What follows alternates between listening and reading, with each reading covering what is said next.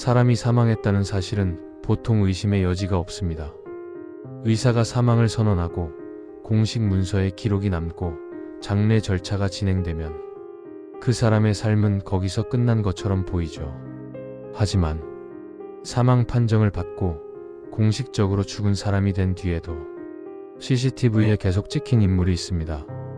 이 사건은 2016년 러시아 모스크바 인근 지역에서 실제로 보고된 사례를 바탕으로 합니다. 사건의 중심에는 당시 30대 중반이었던 한 남성이 있었습니다. 이름은 공식 기록에서 익명 처리되었고 그는 평범한 회사원이었습니다. 범죄 전력도 정신병 이력도 없었고 가족과 함께 살며 규칙적인 생활을 하던 인물이었습니다. 사건이 시작된 날은 겨울이 막 끝나가던 이른 아침이었습니다. 그날 새벽 이 남성은 출근을 위해 집을 나섰고 아파트 현관 CCTV에는 평소와 다름없이 걸어나가는 그의 모습이 분명하게 기록되어 있습니다. 하지만 그가 회사에 도착하지 않으면서 이상한 기류가 감지되기 시작합니다. 휴대전화는 연결되지 않았고 회사에도 연락이 없었습니다. 가족은 단순한 사고나 지하철 지연 정도로 생각했지만 시간이 지날수록 불안은 점점 커졌습니다. 그리고 그날 오후 경찰로부터 전화 한 통이 걸려옵니다. 도시 외곽의 한 도로 인근에서 남성의 신분증이 발견되었고 근처에서 사망한 남성이 발견되었다는 연락이었습니다. 현장에 도착한 가족은 충격적인 장면을 마주합니다. 사망자의 외형, 체격, 옷차림, 그리고 소지품까지 모두 이 남성과 일치했습니다. 의사는 외상과 저체온증을 원인으로 사망을 공식 선언했고 경찰 역시 타살 정황은 없다고 판단했습니다. 그날 밤 이 남성은 법적으로 사망 처리됩니다. 사망 진단서가 발급되었고 주민등록 기록은 말소 절차에 들어갔으며 가족은 장례 준비를 시작합니다. 모든 것이 끝난 것처럼 보였습니다. 하지만 사건은 그 다음 날부터 전혀 다른 방향으로 흘러가기 시작합니다. 경찰은 사망 전 이동 경로를 확인하기 위해 주변 CCTV를 추가로 분석합니다. 아파트, 근처 편의점, 지하철 입구, 버스 정류장, 그리고 그 과정에서 이해할 수 없는 장면이 발견됩니다. 사망 판정이 내려진 바로 그날 밤, 시간상으로는 이미 시신이 안치실에 옮겨진 이후, 그런데 도심 한복판의 지하철역 CCTV에 그 남성과 똑같이 생긴 인물이 천천히 플랫폼을 걷고 있는 모습이 분명하게 찍혀 있었던 겁니다. 경찰은 처음엔 단순한 오인이라고 생각했습니다. 하지만 문제는 그 인물이 입고 있는 옷, 걸음걸이, 심지어 왼손을 살짝 끌듯이 걷는 습관까지 모두 일치했다는 점이었습니다. 그리고 이 영상은 단 한 번이 아니었습니다. 그날 밤부터 며칠 동안 같은 남자가 서로 다른 장소의 CCTV에 계속해서 등장하기 시작합니다. 공식적으로는 이미 사망한 사람. 하지만 영상 속 그는 분명 살아 움직이고 있었습니다. 경찰 내부에서는 이 사건을 두고 이렇게 기록합니다. 사망은 확인되었으나 존재는 계속 관측됨. 이제 경찰은 한 가지 질문 앞에 서게 됩니다. 안치실에 있는 시신은 정말 그 사람이 맞는가? 아니면 지금 CCTV에 찍히고 있는 이 인물은 도대체 누구인가? 그리고 이 사건은 단순한 신원착오를 넘어 더 깊은 미스터리로 빠져들기 시작합니다. 경찰은 지하철 CCTV 영상을 처음 확인했을 때 즉시 오류 가능성을 제기합니다. 해상도 문제, 프레임 끊김, 혹은 단순히 비슷하게 생긴 다른 사람일 수도 있다는 판단이었죠. 그래서 수사를 확대합니다. 같은 시간대, 같은 동선, 같은 얼굴이 다른 장소에서도 찍혔는지를 하나하나 대조하기 시작합니다. 그리고 그 결과는 경찰 스스로도 이례적이라고 표현할 정도였습니다. 문제가 된 남성은 하룻밤 사이 최소 3곳의 CCTV에 등장합니다. 첫 번째는 도심 지하철 플랫폼, 두 번째는 그로부터 약 6km 떨어진 24시간 편의점, 세 번째는 도시 외곽으로 이어지는 고속도로 톨게이트 인근 CCTV였습니다. 여기서 이상한 점은 시간 간격이었습니다. 지하철 CCTV에 찍힌 시각은 밤 10시 14분, 편의점 CCTV에는 10시 22분. 그리고 톨게이트 영상에는 10시 31분. 정상적인 이동 속도로는 물리적으로 불가능한 동선이었습니다. 더 문제였던 건 이 시각들 모두가 사망 판정 이후라는 점입니다. 시신은 이미 안치실 냉장 보관함에 들어가 있었고 출입 기록도 명확히 남아 있었습니다. 경찰은 안치실 CCTV까지 확인합니다. 시신은 그 시간 동안 한 번도 이동하지 않았습니다. 그렇다면 영상 속 인물은 누구인가? 경찰은 가장 먼저 도플갱어 가능성을 검토합니다. 하지만 영상 분석 결과는 그 가설마저 흔들어 놓습니다. 얼굴 인식 비교에서 눈 간격, 광대뼈 위치, 귀 모양, 턱선까지 일치율이 90% 이상으로 나왔기 때문입니다. 또 하나, 이 남자는 걷는 방식에 독특한 습관이 있었습니다.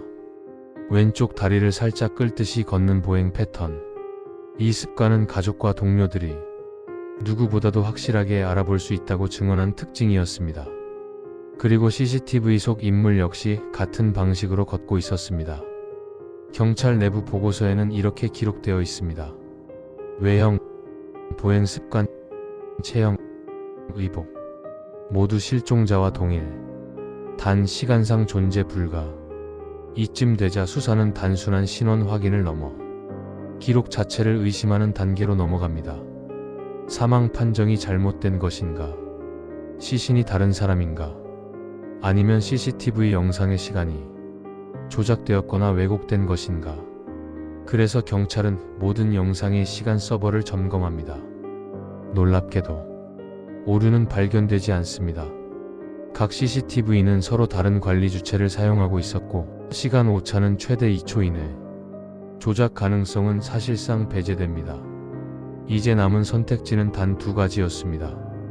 안치실에 있는 시신이 다른 사람일 가능성, 혹은 사망 판정을 받은 남자가 어떤 방식으로든 다시 나타나고 있다는 가설. 그리고 사건은 이 단계에서 가장 섬뜩한 국면으로 접어듭니다. 며칠 뒤 경찰은 또 하나의 영상을 발견합니다. 이번에는 도시 외곽의 무인 현금 인출기. CCTV 속 남자는 카메라를 향해 고개를 듭니다. 그리고 마치 자신이 찍히고 있다는 사실을 알고 있는 것처럼 잠시 렌즈를 바라봅니다. 그 표정은 도망치는 사람의 얼굴이 아니었습니다. 오히려 차분했고 익숙했고 마치 이미 이 상황을 알고 있다는 듯 이상할 정도로 평온했습니다. 이 시점부터 경찰 내부에서는 이 사건을 이렇게 부르기 시작합니다. 사망자 이동 기록 사건. 그리고 이 남자가 왜 사망 판정을 받은 뒤에도 계속해서 도시에 흔적을 남기고 있는지에 대한 본격적인 가설이 등장하기 시작합니다. CCTV 속 남자가 사망 판정을 받은 인물과 사실상 동일하다는 결론에 도달하자 경찰 수사는 완전히 새로운 국면으로 들어갑니다. 이제 질문은 하나였습니다. 안치실에 있는 시신은 과연 누구인가? 경찰은 즉시 시신에 대한 재확인 절차에 들어갑니다. 지문, 치과 기록, 혈액형, 외형 비교. 결과는 놀랍게도 모두 일치했습니다. 시신은 분명 그 남자의 것이 맞았습니다. 이 시점에서 수사팀 내부는 명확히 둘로 갈라집니다. 첫 번째 가설, 사망 판정 오류 가설. 남자는 죽지 않았고 저체온 상태에서 일시적으로 사망 판정을 받았을 가능성. 하지만 이 가설은 의료 기록 앞에서 무너집니다. 사망 선언은 단 한 명의 판단이 아니라 두 명의 의료진이 맥박, 호흡, 동공 반응을 모두 확인한 뒤 공식적으로 내려진 것이었습니다. 게다가 사망 후 시신은 몇 시간 동안 병원에 머물렀고 그 사이 아무런 반응도 없었습니다. 단순한 오진으로 보기엔 너무 많은 절차가 완료된 상태였습니다. 두 번째 가설, 시신 바꿔치기 가설. 누군가 의도적으로 비슷한 외형의 시신을 그 남성으로 둔갑시켰다는 주장입니다. 하지만 이 역시 현실성이 떨어졌습니다. 시신은 사고 현장에서 바로 수습되어 경찰과 의료진의 관리하에 이송되었습니다. 외부 개입의 흔적은 발견되지 않았고 DNA 검사에서도 가족과의 친자 관계가 명확히 확인됩니다. 이쯤 되자 세 번째 가설이 조심스럽게 등장합니다. 경찰 내부 문건에 직접 기록되지는 않았지만 회의 메모에 남아있던 표현. 의도된 이중 존재 가능성. 이 가설은 이렇습니다. 남자는 의도적으로 자신의 죽음을 만들었고 공식 기록에서 자신을 삭제한 뒤 다른 신분으로 도시에 남아 있었다는 것. 하지만 문제는 여전히 남습니다. 그렇다면 안치실에 있던 시신은 왜, 어떻게 그의 DNA를 가지고 있었는가? 이 질문 앞에서 수사는 다시 막히게 됩니다. 그리고 바로 이때 결정적인 증언 하나가 등장합니다. 사망 전날 밤 남성과 통화했다고 주장하는 지인의 증언이었습니다. 통화 내용은 짧았지만 이상한 말이 남아 있었습니다. 이제 곧 모든 기록에서 사라질 거야. 당시엔 농담처럼 들렸지만 지금 와서는 전혀 다르게 해석될 수밖에 없었습니다. 또 하나의 정황. 남성의 집을 정리하던 가족은 옷장 깊숙한 곳에서 정체를 알 수 없는 현금 다발과 다른 이름이 적힌 메모를 발견합니다. 그 이름은 공식적으로는 그와 아무런 연결고리가 없는 완전히 다른 인물이었습니다. 경찰은 이 이름을 추적하지만 관련 기록은 놀라울 정도로 깨끗했습니다. 마치 처음부터 존재하지 않았던 사람처럼. 이 시점에서 수사는 단순한 미스터리가 아니라 정체성 그 자체에 대한 사건으로 변질됩니다. 사망자는 분명 존재합니다. 그러나 살아있는 흔적 역시 분명히 남아 있습니다. 그렇다면 지금 도시에 남아있는 그 남자는 과연 누구인가? 죽은 사람의 그림자인가? 아니면 아직 죽지 않은 다른 누군가인가? 그리고 이 사건은 마침내 가장 불편한 질문을 남기게 됩니다. 사람은 기록에서 사라지면 정말로 죽은 것일까? 수사팀은 더 이상 사건을 확장할 수 없었습니다. 사망 판정은 유효했고 시신의 신원도 법적으로 완전히 확인되었습니다. 동시에 CCTV에 찍힌 남성의 정체를 특정할 수 있는 결정적인 증거는 끝내 발견되지 않았습니다. 결국 이 사건은 경찰 기록상 미해결 사건으로 분류됩니다. 공식 결론은 이렇습니다. 사망자의 신원은 명확하며 사망 이후 촬영된 CCTV 영상 속 인물은 동일 인물로 단정할 수 없음. 하지만 이 문장은 사실상 아무것도 설명하지 못한 결론이었습니다. 가족은 시신을 인도받아 조용히 장례를 치렀습니다. 장례식에는 CCTV 속 남성과 너무도 닮은 사진이 영정사진으로 놓였습니다. 가족들은 마지막까지 한 가지 질문을 놓지 못합니다. 그럼 우리가 묻은 사람은 정말 누구였을까? 사건 이후 문제가 되었던 CCTV 영상은 보관 기간 만료로 차례로 삭제되었습니다. 지하철, 편의점, 무인 현금 인출기. 지금은 경찰 보고서 속 캡처 이미지 몇 장만이 남아있을 뿐입니다. 그런데 사건이 종결된 뒤에도 이상한 일은 완전히 끝나지 않았습니다.